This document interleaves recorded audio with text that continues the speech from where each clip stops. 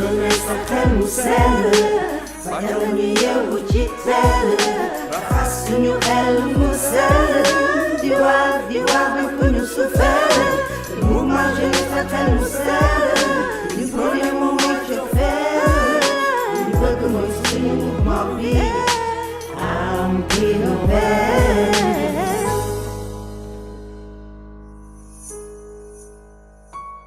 Yes Serigne Ndar jaraafu dëkk bi en mode Medina course côté stade bi donc muy deuxième édition bi nga xam ne ma meen Mister Kozy Xidma mi ngi def benn ndogu du cœur ñii dañ koy tuddee marmite du cœur ñii tuddee ko ndogu du cœur ñii def tuddee ko def ndax yàlla tous les façons lu ci mënti nekk mooy boo xoolee table bi yees na trop parce que am na ay gâteau am na yoo xam ne sax gëj naa ko gis lii moom mooy seen rubrique bi tudd jeunes yi ak koor gi #6 ñoo ngi suñu numéro 6 boo xam ni gis ngeen souvent dañuy génn ci mbedd mi ñu dem jël jeune bi xool nan lay dundee carrément kooram ñii dañ koy def à la gale ñii dañuy woor bu normal mais tey fii ci Médina ak population Médina ak population Ndar dinañu ñëw ñu jël Mister Kozy Xidma bi nga xam c'est un rappeur c'est l'homme vainqueur bu ma tourné fii tout récemment le 1er avril def na fi benn concert bu nice mënee na ci côté ni mu mënee ci côté hip hop bi noonu la mënee aussi ci côté social. jeunesse ak xel mu sell fajar la ñu yeewu ci teel raxas suñu xel mu sell di waar bañ ko ñu suufeel le mouvement jeunesse ak xel mu sell ñu problème moom mooy cofeel ñu bëgg mooy suñu mouvement bi am prix Nobel. Donc voilà, je tenais aussi à ouvrir une petite parenthèse par rapport à ce qui se passe par rapport monde bi nga xam ni mooy monde journalisme monde bi nga xam ni mooy monde aussi animateurs yi gis nañu démb am na benn incident bu am boo xam ne jóge na suñu benn naataango une femme boo xam ni dafa jël ay propos racistes teg ci benn ethnie donc parenthèse bi ma ci ibbi rek mooy toujours nañu xool ni y a ce qu'on appelle l'éthique et déontologie en matière de journalisme il faut que tamit nga am lii pour mën a dem donc lépp lu ci mënti nekk rek comme taxaw na jéggalu ñoo ngi koy jéggal bu baax a baax di wax tam naka ñëpp jéggal parce que xëy na dafa juum nee na dafa juum te jombul jaam mais juum bañ ko defati araamul mais juum dellu si araam na xam naa rek ci biir chance aussi tamit c'est ma mel Mister Général eke xel mu sell alias Serigne Ndar teg ci jaraafu dëkk bi seen présentateur émission jeunes yi ak koor gi tey ma mel Mister Kozy Xidma la ñuy jël e booy kaay leen ñëw leen alors booy tey da ngeen ñëw pour ndogu si. waaw dëgg la kay dañuy ñëw si. waaw léegi dama leen laaj benn affaire bu ngeen ko trouvé di ngeen lekk bu ngeen ko trouvé du ngeen lekk kii def affaire yi nu mu tudd. Kozy Xidma. Kozy Xidma moom lan lay def ci àddunaam. rappeur la. alors tey bu ñu ñëwee dañuy gis benn gaayan boo xam ni ça c'est un Baye Fall il s'appelle Baye Fall Bathily yàgg ak ñëpp yàgg ak Kozy Xidma yàgg ak man yàgg ak ñëpp xam nga ngor ak jom bañ ko laajee loo bokk ak nit dafa ni yàgg ci Baye Fall da nga gore macha allah. aywa salaamaaleykum Fall. maaleykum salaam. waaw maa ngi lay char tey ñu tase ci marmite du cœur bi nga xam ni sa frère Kozy Xidma mi ngi koy def ñu gis ni depuis un certain temps yéen a ngi commencé di liggéeyandoo ci lu bare gis na ni sa événement da ci jàpp yow événement am da nga ci jàpp alors parle-nous un peu ce link yow ak Kozy. waaw di ziar ñëpp di wax ni maa ngi rafetlu seen taxawaay mbedd mi TV. donc di wax ni que tey jii nii dañu teewaat encore fii tey jii ci bisu Kozy bii nii. parce que le partage la woote si weeru koor gi. te ku woote partage wax ni weeru koor gi moom loolu la ñu santaane. donc Kozy ak ñun waa Baye Event ak ñun Kozy c'est un partenariat. c'est un long partenariat Kozy. donc il fait partie maintenant de notre équipe. de ce fait que ñun léegi moom bu xewlee. ñun dañ ciy sawar ñëw taxaw jàpp ci parce que tey xàmmeetuñu Kozy ak Baye événementiel ak Kozy donc yëpp c'est le même team. donc voilà dañ ci taxaw. jàpp ci takk ci rip quels soient les moyens. dañ ciy taxaw. waaw da nga ci taxaw takk ci rip ñëpp xam nañu yàgg nga takk ci affaire mais bu Kozy gis nañ moom macha allah yaa ngi ciy takk bu baax mais grawul noise bi ngeen koy gisee boo yaa ngi romb xam nga di def lu leen neex c'est pas méchant quoi. parce que mbedd la ñu woote te mbedd moom boo ci nekkee da ngay accepter tamit que ni ci mbedd nga nekk alors tey ñu gis ni Kozy def na benn acte bu noble muy le côté social maanaam ñu ni nit woor ba jant soo nga jël lekk jox ko kooku rek texe nga alors loo mën a wax ci geste bi nga xam def na ko. moom je pense que ni moom xam na li ci biir. moo tax c'est pas la première fois mu koy def. si je me trompe si bii mooy 3e édition xaw ma 4e édition muy def. donc moom lii ku bon du ko def. ku xolam yaatu. ak ku ñemee partage rek moo ko mën def parce que tey jii nit woor ba ngoon jot nga fekk fa mu nekk jox ko ndogu yool bi nga ci am ak tiyaaba bi nga ci am mënoo ko sa xam de ce fait que moom xam na moom li muy xam na lii donc moo tax moom chaque année day metti rek mais da koy teewal da koy teg chaque année day metti da koy teewal da koy teg et puis dañuy wax ni l'habitude est une seconde nature bu fekkee da nga am habitude sa kër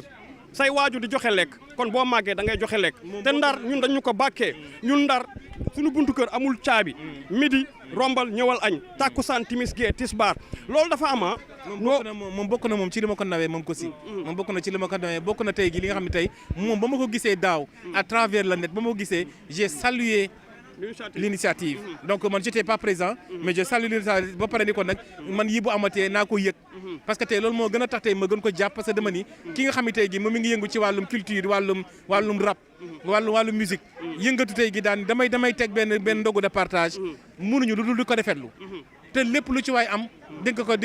ko bokk ak moom ci loolu parce que tey lii tey gi ku nekk ñaan nga yàlla tey woote lu mel nii mu nga wax ko nga bañ ko wax lu mel nii xam nga lii tey gi macha allah dara manqué wul ci taabal ji dara manqué wul di ñaan yàlla bu ko mënee ren yàlla ko mën ay ati at mu di ko def ñëpp di ko kenn bañ ko wute amiin voilà alors mënuñu tëj parenthèse duñ la laaj par rapport à l'initiateur de Festimode ñu gis ne benn festival la buy généré buy jëm ci kaw gis nañ li nga ciy daj ak dernière édition bi ñëpp gis nañ Baye Fall macha allah bi ngay ñëw daan nga jàppale ay nit pour ñu teg mais un moment nga fippun da ngay teg mais sa teg yëpp dañu gis ni gongo alors parle-nous un peu de Festimode et puis prochaine édition comment ça se prépare.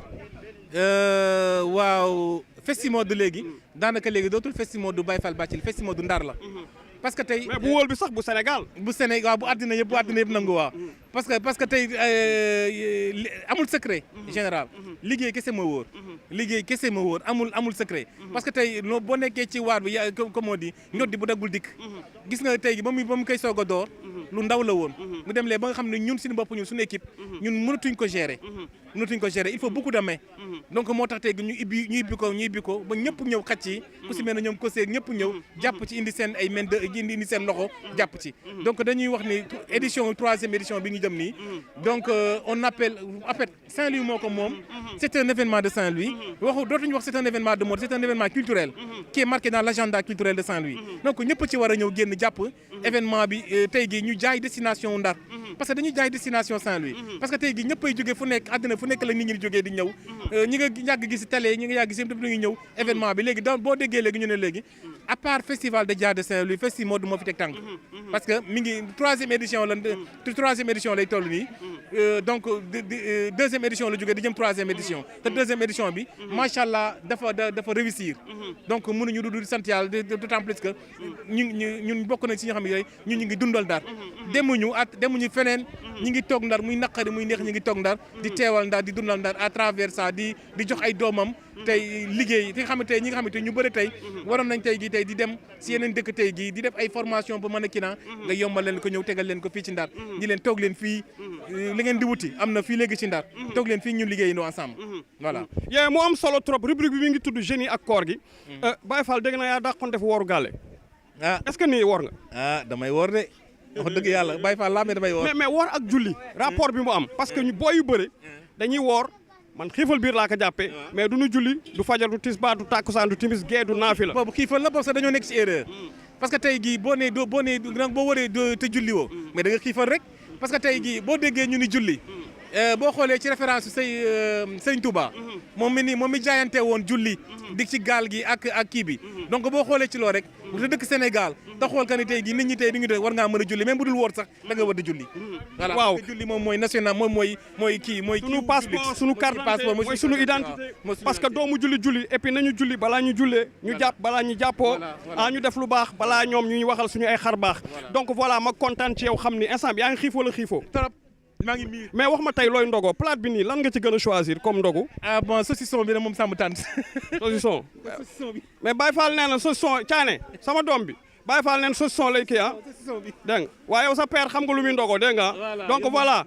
di wax ni vraiment l'équipe toute l'équipe de Kossy Khidma ñu ngi leen di siyaar et di leen sant di leen show love et Baye Fall di la wax ni ak saa yëkkun waaw ba tey xam nga Serigne Ndar jaraafu dëkk bi borom sell maa noot borom xel mu sell mi borom xam-xam xamale borom ki nga xam ni tey bu taxawee gars yi dañu xam ni taxaw na tey ba léegi maa ngi wër Mister Kossy Khidma ba mee koo kaa yow waa Fiskaay alors donc voilà ba tey maa ngi ci équipe bi équipe bi mooy xam nga man nag fu ma dem dama yor ay caméraman stagiaire sama caméraman stagiaire bi Jean moom moo bëgg dem Jean il faut nga may ma tuuti ma job après ñu kii alors donc voilà tey ma gis ni yeneen équipe bu Kossy bu concert yéen lay gis bu defee social yéen lay gis bu footballeur yéen lay gis Kossy lu mu mënti def yéen lay gis alors parle-nous un peu seen link yéen ak moom. suñu link man ak moom bu ma koy wax fii ba suba du jeex. parce que Kossy man ak moom dañu piétiner ensemble. depuis tout temps ñuy ànd man ak moom ak tant mal de gens. ay xaadim ay ñeneen ak ñeneen. mais kon après yàlla def aussi ba boolewaat ñu si beneen géew muy géew Maolana Cheikh Ibrahima. kon donc loolu noonu dëgg la. et aussi gis nga Dakar laa jógee nii. tey fajar laa fi agsi pour rien que fekk événement Kossy bi nii. comme daaw raté naa ko man ni ren di du ma ko raté. parce que man ak Kossy dañ dem ba ndey ak baay la quoi. dañu bokk yàlla bokk lépp. kon donc ànd bi dëgg la quoi man ak moom. kon donc événement bu mu mën def rek il faut que ma ñëw teew pour teewal ko quoi. teewal jëmm ji teewal ruux yi teewal lépp nag. lépp lu mu mën a teew dama koy teewal quoi pour Kossy xidma rek. yes pour Kossy xidma mu am solo trop alors pour juste ñu terminer alors dama gis ni lii moyen la quoi xam naa mën naa ko laaj mu wax ma ko yow est-ce que mën nga sàcc wax ñu Kossy fan lay jëlee ay moyens yu muy tege parce que concert bu rëy moyen lay def ndogu yi moyen lay def Kossy bu doon nelaw sax moyen la ciy def fan lay jëlee moyens yu mu defee affaire yi. bon moyens yi su ma lay wax bon lu ma mën a wax rek. mooy lépp li nga gis nii da koy décaissé moom si jëm boppam. du xaar si kenn dara day bañ sax sonal nit ki. barki Cheikh al Islam démb dafa taxaw ni man ko Kossy naka da yow affaire bi nii. loxo bi laa yem sama participation mënuma Lamine dama lay bañ sonal la barke Bagnès moom mooy jël ay xaalisam di ko def événement bépp événement ñun peut-être que ñu génnee benn somme bu ndaw benn somme bu ndaw joxe ko mais lépp moo koy def barke Baye parfois daf may sax jaaxal xoolal dama ko laaj ni dama wax Kossy ni Kossy est-ce que duñ dem si Pa Ibrahima Faye wala benn Baye Fall def nga lu la neex amul problème depuis sànq laa ni mbedd mi la Baye Fall def la lu mu neex ñuy émission bi c'est permis man que Kossy est-ce que duñ dem si benn homme politique est-ce que duñ dem si benn homme politique ak sama benn maire moo wax pour mu jàppale ci événement bi mu déedéet voilà bul def loolu noonu actuellement affaire bi nii bàyyi ma jëm sama moyen rek fu ma toll nga xam ne fa laa toll ma jëm ko def waaw rien que rek te yàlla rek tax ay moyens boo xam la décaissé defee ko affaire bi nii barke manifestation bi nii parce que Kossy ko xamee que social peut-être que lii dafa mënul ñàkk ak visuellement bi dafa mënul ñàkk mais Kossy li muy def si suuf moo ëpp li muy def si kaw parce que seetlu naa li nga wax ndax semblé maa ngi koy bëgg a kepp pour ñu def benn interview ndaw mu bañ mais dinaa ko kepp alors rubrique bi mi ngi tudd jeunes yi ak koor gi tey boo gisee jeune boo xam ni bëggul woor wala buy woor day xiifal biir du jàpp du julli du naafil def leen alors jeune boobu loo koy wax bon kooku dama naan ko day sonal boo xam rek parce que gis nga koor dafa nekk li nga xamante ni dafa sell surtout weeru koor dañ bañ benn chehru ramadan yàlla jël ko ni weer boobu noonu moo gën ci weer yëpp kon donc boo jëmee ba pare pour woor da nga koy mën a sellal pare pour julli parce que julli même bu dul koor da nga war a julli parce que dafa am gaa yi nga xamante ni bu ko weeru koor jotee dañuy commencé julli wala di naafile wala def leneen ak leneen te loolu noonu dafa bokk ci li nga xamante ni même bu dul koor da nga ko war a def même bu dul koor sax parfois nga jël ay lundi comme jour la bi nga xamante ni lundi ak jeudi comme ni ma koy defee waaw ni nga koy defee nga xëy woor ay temps mal de jour yi aussi nga xëy woor pour rien que sa jëmm ji nga tarbiye ka parce que tarbiye dafa am tarbiye gisement yi am na tarbiye nafsu sa nafsu nga tarbiye ka xam ni kat instant yi nafsu bi war naa ko mën a orienté ni raxas ko bu baax a baax di ko def aussi tamit boo wooree nga julli aussi tamit jeune bi nga xamante ni toll na si woor ni di woor kooku day sonal boo xam rek aussi tamit ay caaxaan la rek ay caaxaan la quoi boo nekkee si jullit nga da nga def yëfu jullit quoi yes kon Lamine su ma la déggee da nga bëgg wax doomu julli comme ni ma ko waxee Baye Fall nañu julli balaa ñu jullee nañu jàpp balaa ñuy jàppoo dañu def lu baax balaa ñuy seedal ay sunuy xar baax Lamine ma kontaan ci yow ak sa kontaan naa waa mais ko waaw wala bokk waaw donc voilà ba tey boo tourné yaa ngi gis affaire yi ñu ngi gën a fay na affaire yi maam ni ma koy xoolee nii sax mais Kossy xam nga Kossy tey daf ñu def ay nasaraan ay tubaab tey dafa bëgg ñu ndogu tubaab ñoom saucisson ñoom gruyère ñoom pain lan ñoom keek waaw ñoom consort mais mayonnaise man sopp nag alors donc voilà tey kii comme ni ma leen ko waxee c'est un jeune que je respecte man parce que je le connais de par ni mu mel il est trop humain ni mu mel la mel souvent sax am nit ku ma ni Kossy de yaaram la foog fekk mi ngi kurusam moom foo ko fekk kon mi ngi kurusam di durus alors tey ñu ñëw ci hashtag 3 le marmite du cœur nga ko tuddee ndogu du cœur def te yàlla tax ndax du cœur Médina du cœur ndogu partage loo ko mënti tuddee xéwal la tey gis nga xale yaa ngi commencé ñëw mag ñaa ngi commencé ñëw donc ñëpp ñu ngi ñëw tey nga dem social maa ngi naan bu ñu tourné ci stade bi le 1er avril rek yaa ngi fi def benn show de ouf boo xam ni affaire xalweñ pour une première nga feesal 2 fois nga feesal stade bi kon macha allah tey nga ñëwaat feesal table bi salaamaaleykum Baye Fall. ñu ngi ziar di ziar équipe bi nga àndal yëpp vraiment di am contenté si le fait que ngeen déplacé wu ñëw donc mbégte lañ ci am et puis ñun objectif bi déjà pour tey c'est atteint quoi parce que li ñu bëggoon rek mooy regrouper gars yi ñi gëjoon gisee ñun ndogu xam nga bëggee ku nekk ñaanal sa morom parce que gisee bi ñu gisee rek loolu déjà dara la waxuma la xam nga kaf bi ree bi donc loolu daal lañ ci jubloon vraiment et puis on l'a fait donc nicement quoi. oui. yes on l'a fait nicement alors ci biir loolu la ñuy dugg ñu gis ni yaa ngi chaque fois di innover sa côté art di innover ci côté social di innover sa côté diine surtout tey rubrique bi mi ngi tudd jeunes yi ak koor gi li ñu la bëgg laaj mooy dañu gis ni tey jeunes yu bare weeru koor dañ koy taafantoo wala buñ koy woor dañ koy woor ndax malgré parce que booy woor te doo julli kon xiifal biir la booy woor te journée bi yëpp da ngay nelaw xiifal biir la alors tey lan nga may wax ci jeunes yooyu. donc woor moom une fois que nga majeur man je dis pas sax nga majeur parce que man à bas âge la ma sama pa doon tàmmal woor del woor ba ay 15 heures tant que booy xam te ni woor sax matu si yow mais ñu lay woor ba ay 16 heures juste pour élever la tàmmal la nga mën a woor quoi donc noonu lañ mën defee et puis man dama bëgg koor parce que je suis né dans le mois de Ramadan donc c'est normal ma fonk koor quoi si la juddu donc si la sax ñëwee si Bagnès quoi donc année bi may ñëw si Bagnès c'était dans le mois de Ramadan donc xam nga yoon la bu ju Ramadan bi jotee ma def dara donc man aussi man maay les gars peut-être man la ñuy gis mais j'ai une équipe boo xam te ni vraiment très très dynamique ñoo xam te ni gars man presque du ma def dara gars yi ngi nii si ginnaaw gis nga ñoom ñoo nekk di job man job ma def damay taxawal sànq ba léegi donc lii c'est normal ñun def ko parce que defoon nañ ko daaw li ma yàgg wax rek ñun on se limite pas sur le rap seulement parce que dama jàpp ne loolu ça ne suffit même pas ñuy rap di rap rek loolu amul njëriñ parce que yaanaa ki dis sax musique bi am na ay affaires yu ñu ko waxal donc c'est normal bu ay mois de Ramadan jotee même bu fekkee benn tàndarma la ñuy jënd ñu jënd ko joxoon nit ñi gars yi lekk loolu c'est normal loolu lañ si jiblu donc gars yi ñëw jàpp si xam nga bonne volonté yi même gars yi fi nekkul sama manager il n'est pas là Sidi il est absent mais dooleem xalaatam xaalisam lépp la ci def xam nga booy yi aw ma seen fay mention spéciale à Cheikh Rakhou Khadim Oumar Gaye Papa xam nga jigéen ñi Fatou Gueye tout le monde quoi ñoom Thiané xam nga seen ta fii donc xam nga ay Lamine Sané gars yi ñëw def seen doole gain grand koñ bi amul tànk xam lu xam nga koo gis koñ bi fii rek une participation quoi donc amuñu seen fay donc lii lañ si bëggoon naa juste pour regrouper gars yi ñëw ndogu après yàlla jàpp nañu yàlla dinañu bindal tiyaaba quoi. mais est-ce que su ma déggee Kossy il est né au mois béni de Ramadan Kossy bi muy dugg ci wasilaam weeru koor la est-ce que Kossy ratewul vocation am waroo woon nekk oustaz sëriñu daara wala imam nga dem nekk rappeur. ah bon mais un rappeur c'est un message pour man donc le rap c'est un message boo xam ne ñun war nañu ko mën a transmettre askan bi quoi war la mën a xamal ni nga war a mën a comporter woo gouvernement bi nii la war a mën a def par rapport ak population bi donc pour man génn ma si yoon boobu quoi oui donc loolu laa jàpp man jàpp ma ni génn naa si yoon boobu donc toujours je pense que je suis sur la bonne voie te ñu ngi koy def nit ñi jàppee ni lii suba duñ ci am benn problème quoi donc pour man ratewul vocation bi ah. ratewul vocation bi et puis vraiment affaire bu nice la parce que wax na leen ko parce que waajuram moo ko ci yar parce que depuis ba âge mu tàmmal ko julli tàllal ko woor ñu ci siyaar sunu waajur yu baax yi nga xam ni tamit ñun ñoo tax bu ñu woor xëy na at bi yëpp ñoom la bu doon ñoom lambay ñaaw alors juste comme da nga nekk ci en plein truc donc duñ la retenir trop te rubrique bi moom mooy jeunes yi ak koor gi te vraiment maa ngi doon xool boobu ba léegi après show bi nu ñu defandoo dontin y aura d'autres yoo xam dañ ko defoon nañu wax sa carrière wax si li ngay pare lu bare alors lii mënuñu ko woon bañ a moo tax démb bi nga ma waatee xam nga première édition bi nag da nga ma xawoon fàtte. non dëgg la démb non seulement man sama idée moom moo doon woo la d'abord mais équipe bi ñoo ne ma mais woo nga Zé ma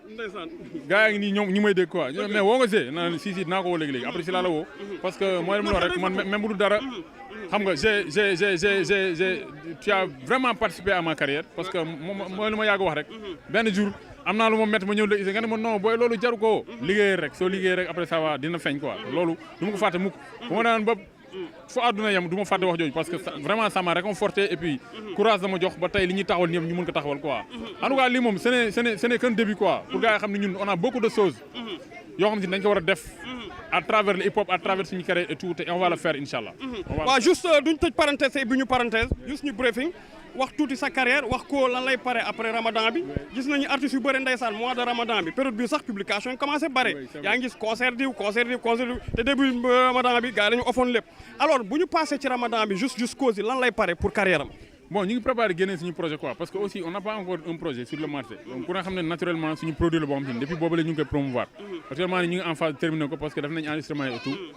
pour gars yi xaar daal mënaguñu am deadline wala ñu joxe ko mais pour gars yi xam ni on est prêt pour le sortir sur le marché sénégalais quoi incha allah loolu la ñuy programmé pour def nii génne suñu produit ñu xam ni Kossy au moins mi ngi ak pièce am par rapport ak li muy def quoi.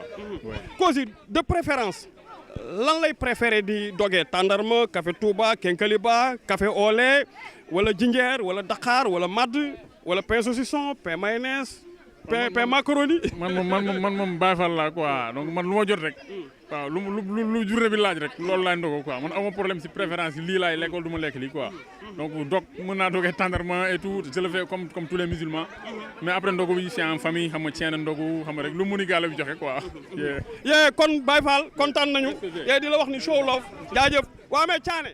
jeunesse sa xel mu sell fajar la ñu yeewu ci teel raxas suñu xel mu sell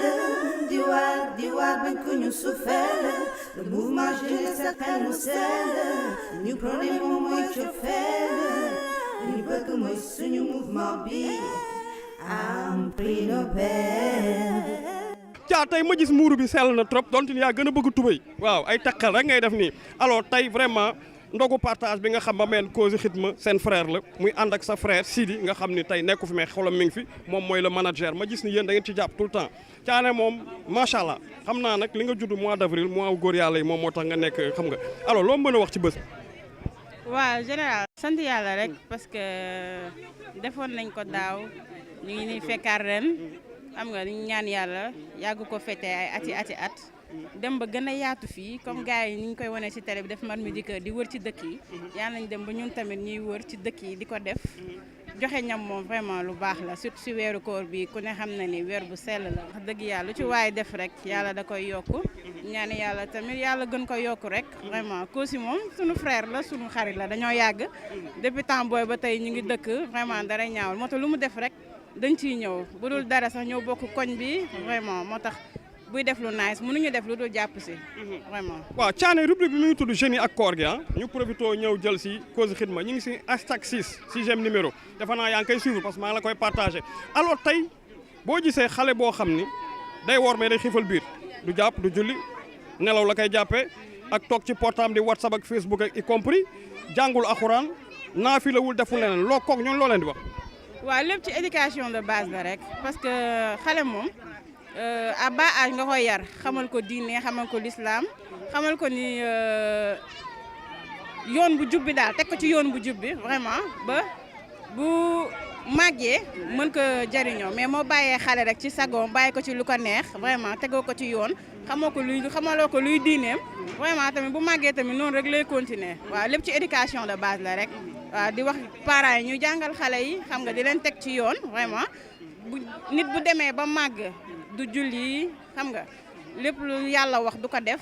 mën naa ne à bas âge la rek parce que buñ ko nandalee ci nga xamante ne mooy diine bu màggee moom lay continuer rek. yes bu màggee moom lay continuer donc genre comme yaa ngi ci du la tenir trop et di la laaj rek Thiané de préférence lan lay faral ndogo Kenkeliba café au lait café Touba tàndarma pain saucisson gruyère wala je sais pas lan ngay faral ndogo yow.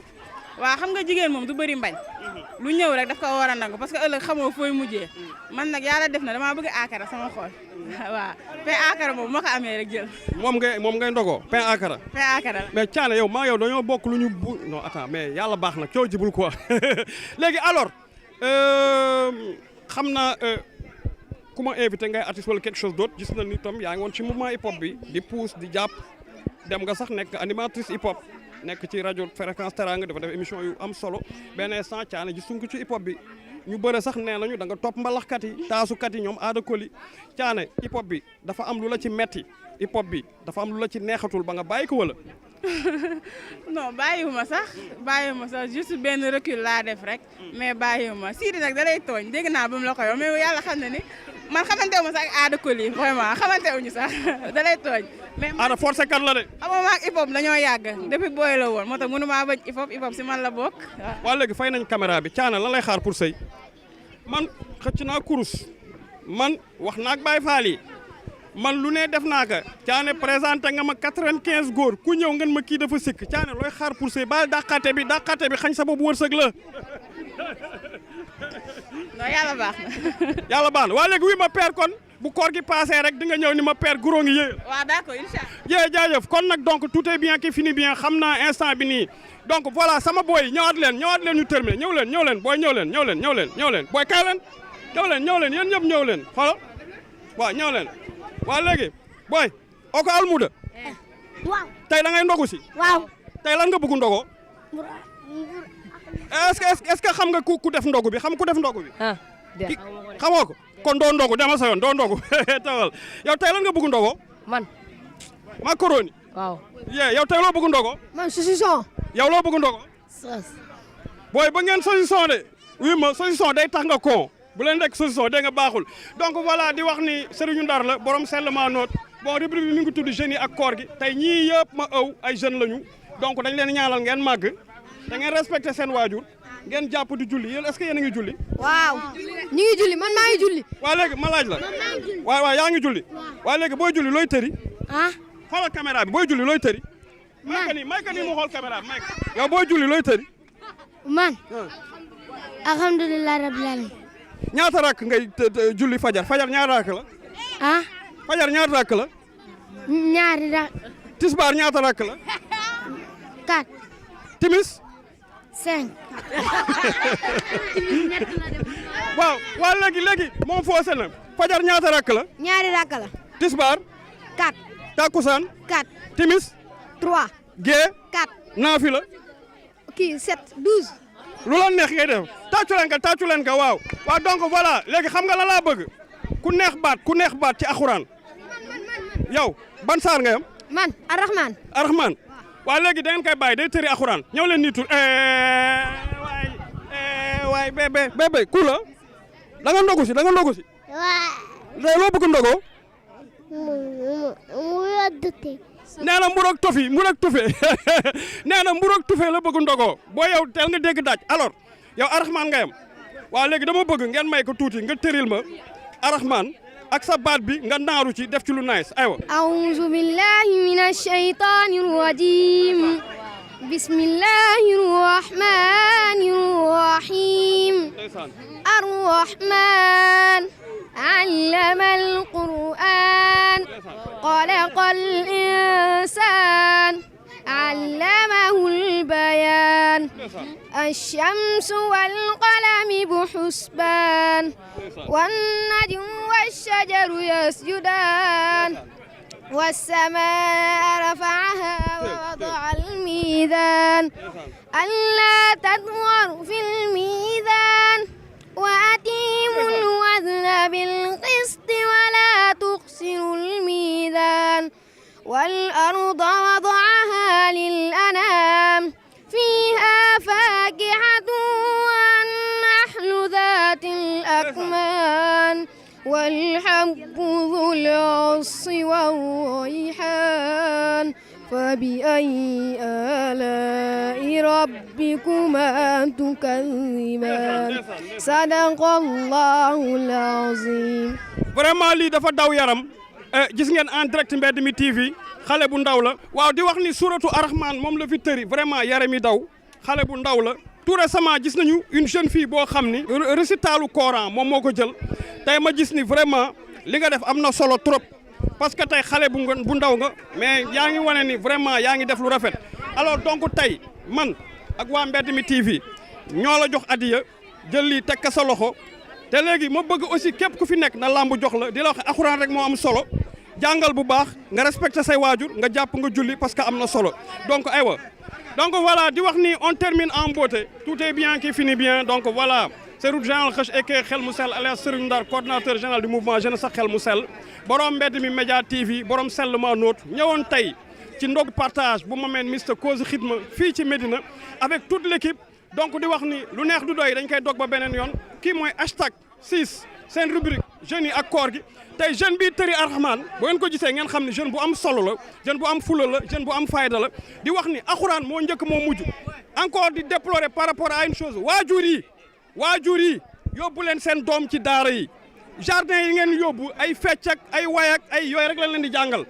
sa doom boo ko yóbboo ci daara tey bu jàngee dara dugg ci xolam yow est-ce que yaa ngi jàng daara waaw maa ngi jàng daara ban saar nga yam man maa ngi yem inna anzalnaahu. inna anzalnaahu booy bi moo la mën de. moom mën kay wante garaawul. waa léegi mën nga ñu tëri inna anzalnaahu aywa. tëri kay. aywa. a'uuzu billahi minal shaytaanir rajiim. bismillahir rahmanir rahim. inna anzalnaahu fi laylatul qadr. wa ma adrayka ma laylatul qadr. laylatul qadr xayrun min alfi shahr. tanazzalu malaikatu faruhu fiha bismi rabbin min kulli amri salaamun hiya hatta matlayin fajr sadaqallahul azim. amiin yaa rabbal alamin yal na yàlla def baat bi wër yàlla defal la xéwal toogal xaar ndogu gi incha allah tey ndogu gu dun nga am alors ba tey ñu ngi ci récitation Coran yi tey alors nga di tey jàng alxuraan ban saar nga yam non moom dafa complexé kon donc voilà fii lañ koy dogee parce que bientôt ndogu asalaamaaleykum wa rahmatullah seulement noot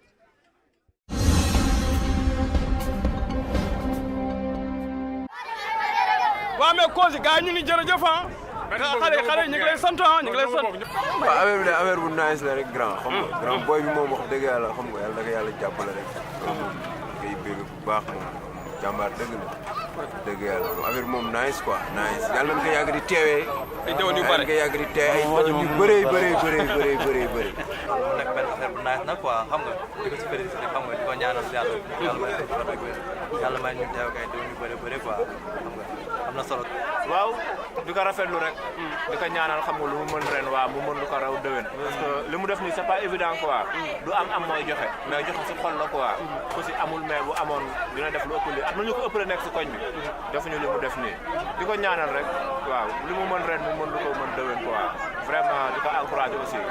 yàlla ko yàlla defal xewal si barke weeru koor bi quoi di leen remercier yéen tamit vraiment chaque temps yi lu leen di gis mbir na bëre trop te c'est pas évident bu leen neexoon xam nga yéen a ma gën a xam bu ñu wootee mën a woowee ngeen loolu mais toujours ma gis ne muy yow muy Gasser Salvador muy Baye Bàcc li vraiment ñu leen di remercier daal dina wax merci beaucoup